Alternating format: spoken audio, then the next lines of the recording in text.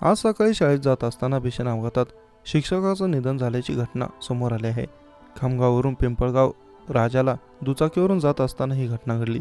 जिल्हा परिषद उर्दू शाळेत जात असलेल्या दोन शिक्षकांना मिनी ट्रकने जोरात धडक दिली। या धडकेत इरफान शाह, लुकमान शाह वय वर्ष 48 यांचं जागीच निधन झालं।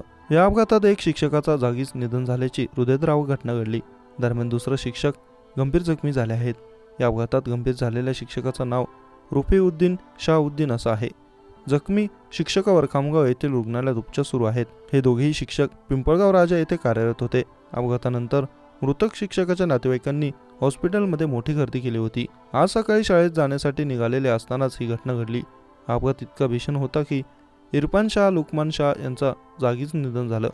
रस्त्यावर डोकं आपटून मोठ्या प्रमाणावर रक्तस्राव झाल्याने त्यांनी घटनास्थळीच शेवटचा श्वास घेतला, तर दुसरे शिक्षक गंभीर जखमी झाले आहेत। दरम्यान ठाणे घोडबंदर महामार्गावर 3 महिन्यात 12 अपघात झाल्याचं समोर आलं। त्यात 2 जणांचं निधन झालं आहे। त्यामुळे आता तरी बांधकाम विभाग खड्डे भरण्याकडे लक्ष देणार का, असा संतप्त सवाल नागरिक करत आहेत।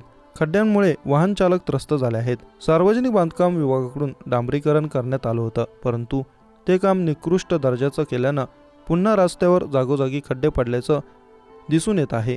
रस्त्याच्या वाईट अवस्थेमुळे हा रस्ता प्रवाशांसाठी आता घातक ठरू लागला आहे। मागील 3 महिन्यात रस्त्यावर 12 गंभीर अपघात घडले असल्याची नोंद काशीगाव पोलीस ठाण्यात झाली आहे।